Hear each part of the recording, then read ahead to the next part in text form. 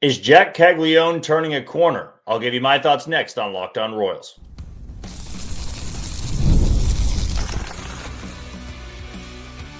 You are Locked On Royals, your daily Kansas City Royals podcast. Part of the Locked On Podcast Network, your team every day. You are tuned into another edition of Locked On Royals in the Locked On Podcast Network. I'm your host, Jack Johnson, and you can find me on Twitter at JohnnyJ_15. That is at JOHNYJ_15. And you can listen to us on wherever you download your podcast. That can be Spotify, Apple Podcast, Amazon Music, Google Podcast, Odyssey, and YouTube. Just be sure to hit the follow button and subscribe.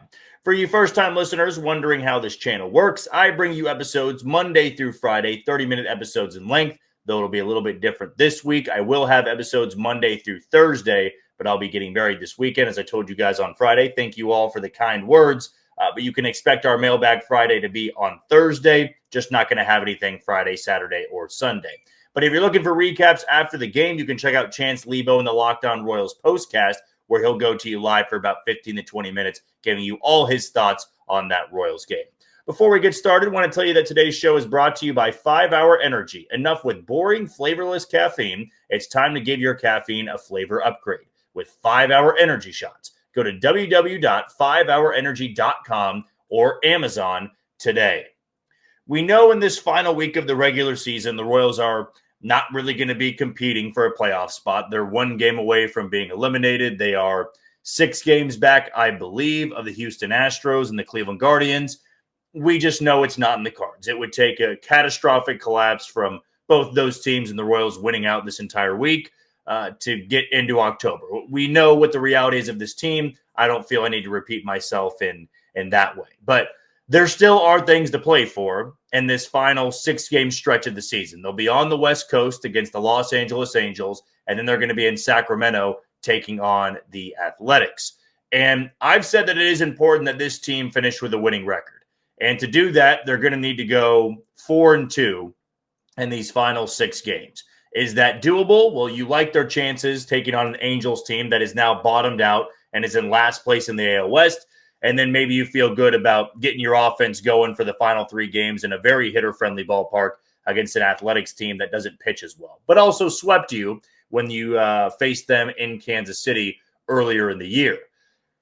There are more than just the wins, though, that I feel we all need to focus on in this final week. Number one being Jac Caglianone. I would love for Jac Caglianone, and I'll throw Carter Jensen in here, to be this team's best hitters for the final 6 games. I would love that more than anything. Carter Jensen, he had a phenomenal homestand. He's now hitting leadoff for this team, and I fully anticipate him to hit leadoff tomorrow and catch Cole Reagans. Maybe they have Salvi catching him because Cole is still working back into things, but I expect him to be in the lineup, and I expect him to be leading off. I also expect Jac Caglianone to be out there, and I expect him to be in right field. And, you know, I've gone back and forth whether I believe that he looks different compared to when he was up in July and June, and he was struggling and he was striking out a lot. He was hitting the ball hard from time to time, but the numbers just weren't there. He was hitting around 140, and everything about his at-bats just wasn't screaming ready to go at the big league level. It felt that he might have been a bit rushed, and he was paying for that. And I hate that he was the one paying for it, because really it was the Royals that put him in that spot. We also can go back to June, and we know that Jac Caglianone was somebody that a lot of people in baseball wanted to see, and they thought that he could help that lineup out, and it just was too much to put on him at this stage in his career. Then things settled down after the hamstring injury that he suffered, because he went back down to Omaha. He crushed it in his rehab assignment.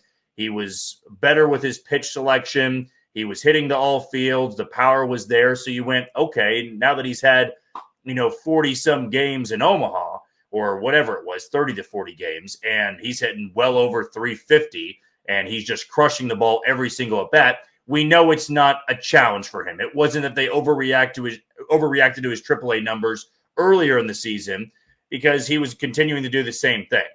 Now there's still a chance that he's a great AAA hitter, he's a great AA hitter, but it doesn't translate to the big league level. I just have my doubts on it. But when he comes up on September 1st, or when he did, I should say, you could tell that he was more comfortable. He was laying off certain pitches that he was just waving over every single time in June and in July. And when he was slumping at the big league level, that only added to the desperation at the plate. He was just hoping something would fall in. So when he looked up at the scoreboard, he could see an average that was respectable. And that's not going to happen for him this year. But maybe the focus is looking on the numbers that he's put up in September, which is what I did this morning and put it out there on Twitter. So since he was recalled from AAA Omaha, he is hitting .216. He's got an on base of .344, a slug of .392 in 61 plate appearances. His WRC plus is 7 points above the league average, and he's got a 15% walk rate. His walk rate of that, 14.8% is the best on the team in the month of September, and he's only striking out of the 23% clip. That does lead the team in the month of September, but 23% for a hitter like him is not a terrible thing. You would think for someone with that much power, you might get into the high 20s, maybe even into the low 30s. But I will say that for what we've seen in September, I can take that, bottle it up, and go into the offseason feeling better about Jac Caglianone than I would have if he came up here and he was striking out 30% of the time. Maybe he was hitting .216. The walk rate was down in the 5 to 6% range. And, his WRC plus wasn't league average. Now, that goes without saying, right? I'm basically pointing at the fact, well, I'm glad his numbers are better than what they could have been. But it's the way that he has approached some of these at-bats that make me feel better about the offseason. He is more patient, right? I have seen a couple of swings where it just gets guided to left field or left center in the gap, and it's just such a beautiful swing. It is a bit long at times, and I know for some of you listening, that was your concern with him. But I do feel that some of those swings, speaking of bottling things up, that's what I want to see with Jac Caglianone. I don't want him to be that dead pull, big first baseman or big right fielder that if you jam him a little bit, it's just rollovers to second base, it's pop-ups to right field, and he just never can get it to the left side. Like, you don't want him to turn into the bad version of Joey Gallo, where, yeah, he may walk a lot, but he's going to strike out 35 to 40% of the time. And, hey, he might run into 20 to 30 home runs, but he's going to hit 190 or 185. You don't want that for Jac Caglianone. This is somebody that needs to be more of a consistent bat in that lineup. That being said, because I got this point on Twitter as well, and I understand the argument. I don't want him to be a .216 hitter. That doesn't show me anything. There's a lot of people that still care about batting average. And I will also say this, even though I don't believe it's the best judgment for a hitter like Jac Caglianone, .216 is not going to be a number that you're proud of next year. It's better than what he's given you, but that's also because he's hitting 160 overall in the season. So anything over 200 and an on base that's north of 300, you're going to feel better about. But going into next year, if you were to tell me Jac Caglianone's going to hit 230 and he's going to hit 28 home runs, he's going to drive in 85, he's going to have an OPS plus 10, 15 points above league average, I'm signing up for that in a heartbeat. I don't want to overthink that too much. You look at the outfield production the Royals have gotten for the last 2 years. It has been well below average. In fact, it's been the worst in Major League Baseball. If you go out in free agency or through the trade route and get yourself a legitimate left fielder, and Jac Caglianone does that in right field, you are talking about a completely different lineup. And if the numbers will be, similar to what they are this year, if that's what he does next year, then you do have a problem on your hands. He's still very young into his big league career, but he's a first-round pick, and you saw a guy like Kurtz with the Athletics, hit 310 with an OPS north of 1,000 and 35 home runs. I get he's playing in Sacramento, but still on the road, he's a ridiculous talent.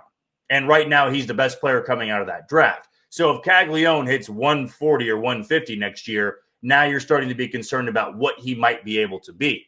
But I don't want to ask that of Jac Caglianone. I don't want to ask for a 300 average. I don't even want to ask for a 270 average. If you can be the power bat that they drafted, you can be that 30 to 40 home run guy and drive in north of 80 runs next year and handle right field. That's going to be a tremendous win for the Royals, because that is what he was brought in to do. He was brought in to be the thumper, not be the guy to hit for average. It's different with Michael Garcia. It's different with Bobby Witt Jr. Those are guys that you want to see over 280 pretty much every single year. For Bobby, you want to see him over 300 majority of the time. That's not always going to happen. Like this year, he's hovering around the low 290s. But you want those two guys, your table setters, to be the high average guys. For Caglianone, I want you to be the high on base, high slugging guy. And is this maybe a small sign that he has that comfort at the plate now? I mean, a 15% walk rate speaks for itself. You know, it's one thing if he was walking 15% of the time and striking out 35. You're just up there, then you're a walker, a strikeout. That's not good enough for me with Jac Caglianone. I need to see the slugging numbers go up. I understand with that 216 average, 2 of those hits came off a position player on Friday. But if he can finish out this final week strong, maybe run into a couple of more, and you end the year hitting over 170 as your overall numbers and maybe 230 in the month of September, I'll take that. Bottle up something and feel optimistic about your outlook going into 2026. We'll take our first break of the show. When we come back, I've got an idea from 2023 for how the Royals should handle Seth Lugo and Michael Wacha next year. We'll dive into that next on Locked On Royals. You are tuning to Locked On Royals and the Locked On Podcast Network. I'm your host, Jack Johnson, and you can follow me on Twitter at JohnnyJ_15. Want to tell you about one of 4 sponsors that we have for today's episode with Zippix. For nicotine users, Zippix provides a discreet way to satisfy cravings and the hand-to-mouth habit without vaping or smoking. Zippix can be a helpful tool as you work to reduce your dependence on vaping. Available in 6 great flavors with 2 milligram and 3 milligram nicotine options. And if you need energy without the crash, their caffeine toothpicks are a game changer. Go to ZippixToothpicks.com and use code LOCKEDON for 10% off your first order. Must be 21 or older to order. And warning, nicotine is an addictive chemical. That's why ZippixToothpicks.com and promo code LOCKEDONMLB will get you hooked up. Zip more, smoke less with Zippix toothpicks. Also want to tell you about 5-Hour Energy. Caffeine just got a flavor upgrade. 5-Hour Energy shots deliver the tasty caffeine in 17 bold flavors. Each 2-ounce shot packs the caffeine of a premium 12-ounce cup of coffee, plus B vitamins and nutrients with 0 sugar and 0 crashes. What I love most is how portable they are. Big taste, tiny shot, and you can take it anywhere and get the boost when you need it. Enough with boring, flavorless caffeine. It's time to give your caffeine flavor an upgrade with 5-Hour Energy shots. Get the favorites you love or be bold and try something new in store and online at www.5hourenergy.com or on Amazon today. As we saw yesterday, as we saw before Seth Lugo went on the injured list, the numbers were no longer there for the established and experienced veterans in the Royals rotation. Seth Lugo didn't finish the year the way he wanted to, certainly didn't pitch well after signing that big extension, and Michael Wacha is kind of limped toward the finish line, though he does get one more outing, and that will be in Sacramento against the Athletics in that tough lineup.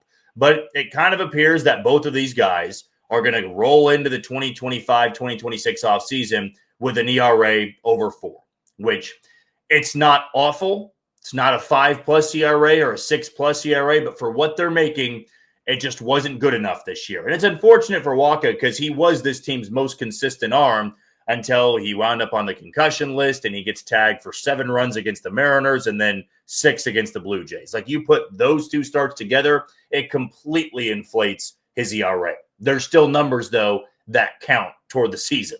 So I can't just say, well, you take those out and the number's much better. Well, yeah, we'd all love to do that. Take out the slumps for your great hitters and see where they're hitting. So it was not a great finish to the year for Michael Wacha, and it wasn't a great finish for Seth Lugo. And I've actually changed my idea on what the Royals should do with them just based off of what I believe will get the best out of them. Instead of, well, they're making this money and they need to be your workhorses. I feel that the Royals need to treat Seth Lugo and Michael Wacha the same way that the San Diego Padres treated them back in 2023, which is what led them to get their contracts in Kansas City. Now, in a perfect world, Seth Lugo and Michael Wacha give you what they gave you in 2024 next year. They're able to throw, 30 to 35 starts next year. They're able to get close to 200 innings or over that. They're able to have a low 3-point-something ERA. that would all be fine and dandy for the Royals rotation, but I'm not sure you should go into the year expecting that. I mean, these are guys at the end of the day that are in their mid-30s. Expecting 200 innings out of them year in and year out is just not likely. And the goal for these guys should be to maximize their value before they flame out. In the same way it happens for all old starters. Like eventually you hit that wall in your career where you're just not able to do what you once were able to. And Seth Lugo has found himself as a starter. He was a reliever for the majority of his career, so he didn't have as much mileage on his arm, and I believe that's allowed him to get big money in his mid-30s. That doesn't always happen for guys. With Michael Wacha, kind of the same thing. He reinvented himself, and it was even before he was in San Diego. He was able to pick things up, I believe, when he was in Boston, actually. I know the Mets and Rays, he struggled, but there was one spot he had before San Diego that he really did pitch well.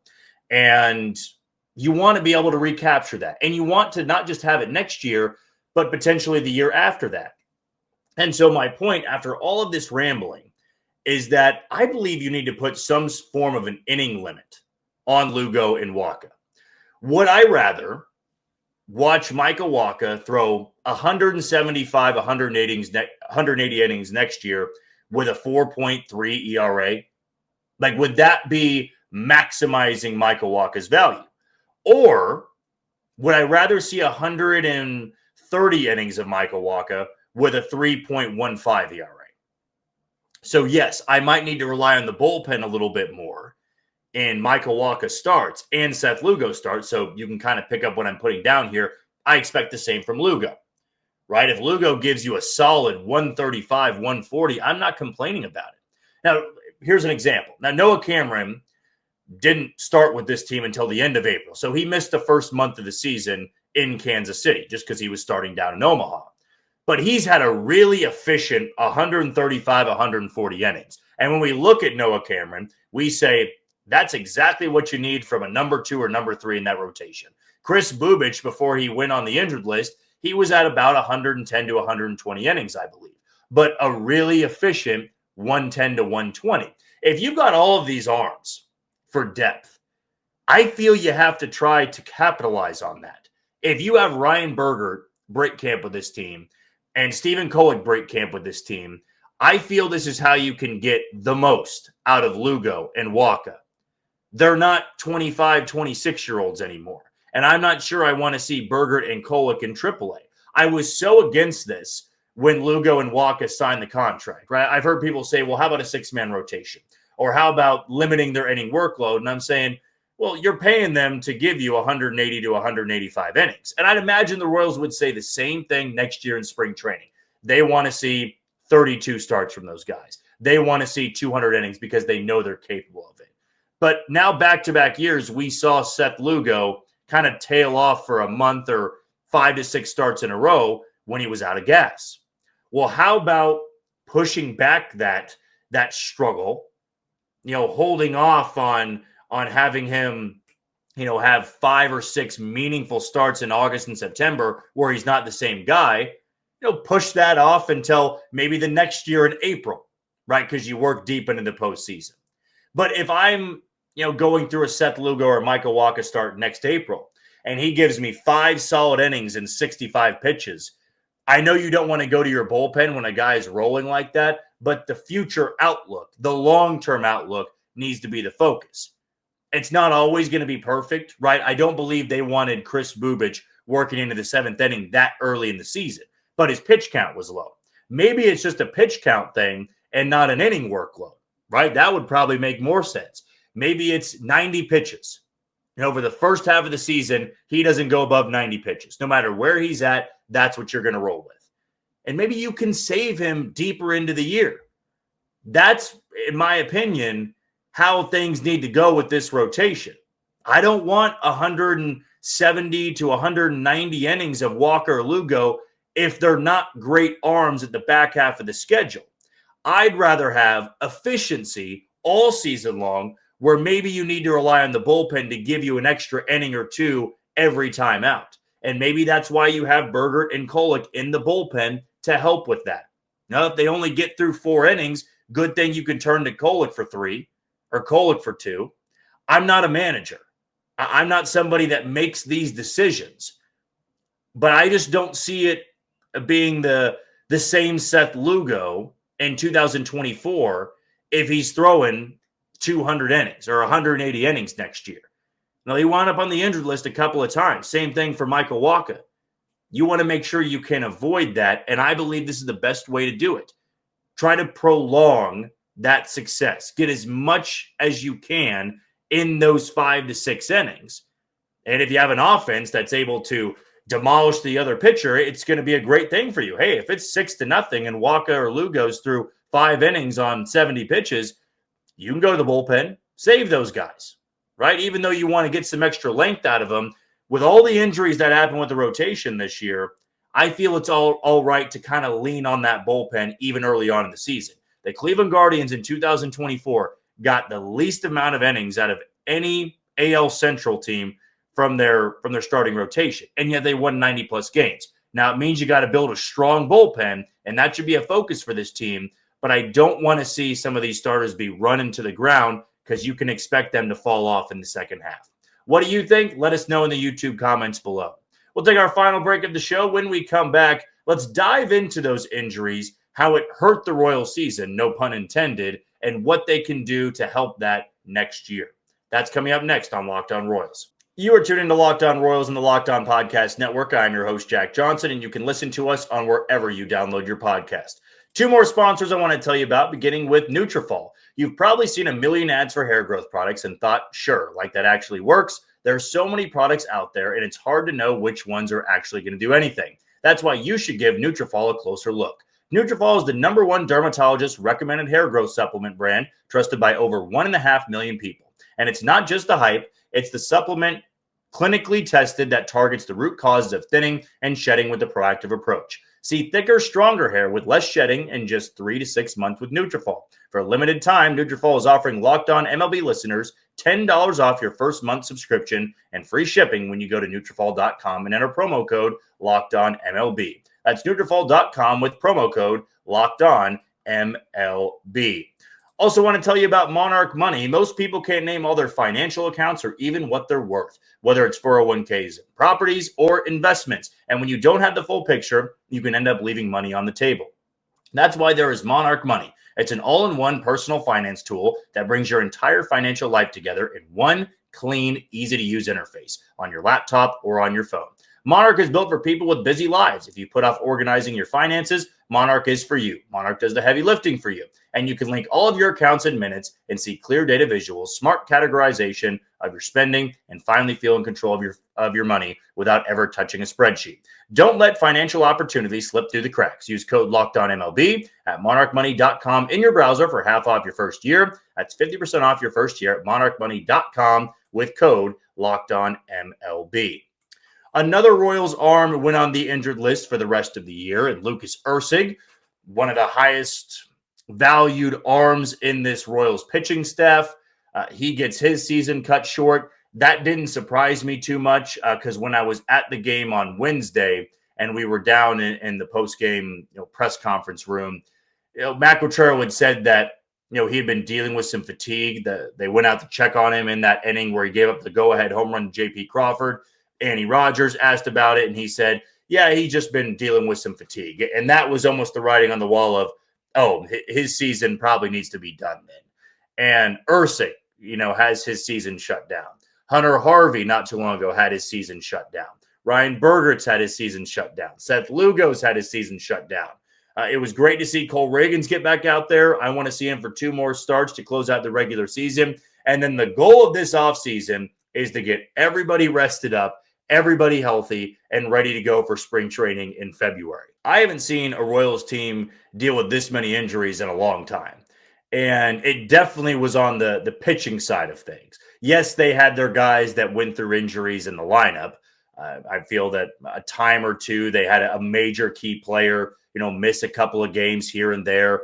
Bobby Witt Jr. had the back spasms late in the season. That absolutely impacted their success in the final couple weeks. Salvador Perez missed some time. I can't recall if Vinny did. I actually don't believe that Vinny missed any significant time. Jonathan India did. Kyle Isbell, his season's done as well. Jac Caglianone missed some time. It's been a collection of guys that have just been bitten by the injury bug. And that, to me, is the main cause for why this team wasn't closer when it was all said and done. Don't get me wrong. The offense is the easy thing to point the finger at. That is what led to all these struggles. They're 500 because their offense was so inconsistent. And I would say that, yes, they do deserve a large blame in this. But the Royals are rarely going to be that team unless they were to spend boatloads of money, hit on all their draft picks, and turn this offense into a juggernaut. That would be a perfect scenario.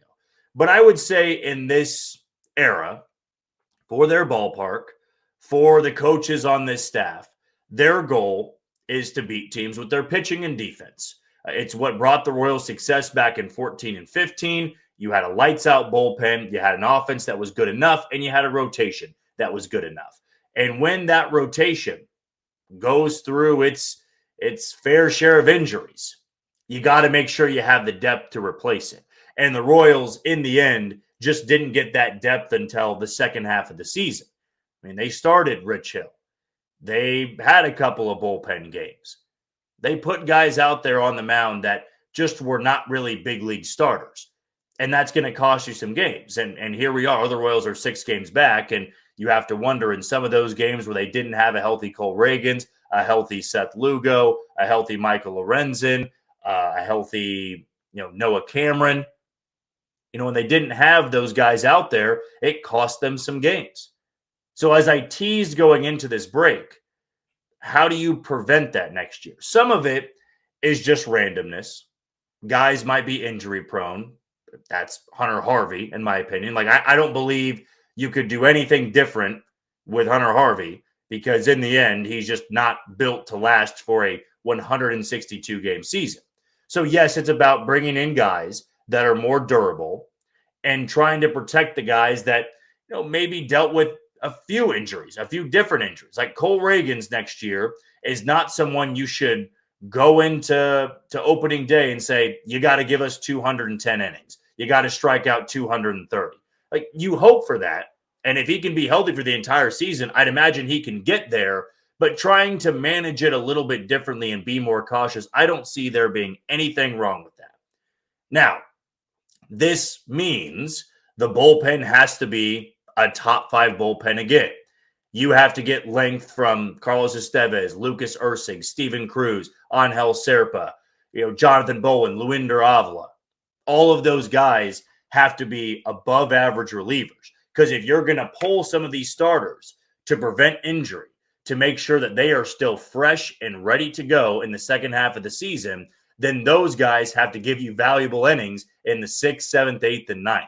Maybe you bring in an extra guy to replace a John Schreiber. Maybe you try to upgrade from, a Steven Cruz or a Jonathan Bowen. Maybe you really try to piece together a bullpen that becomes a top 2 bullpen in all of baseball.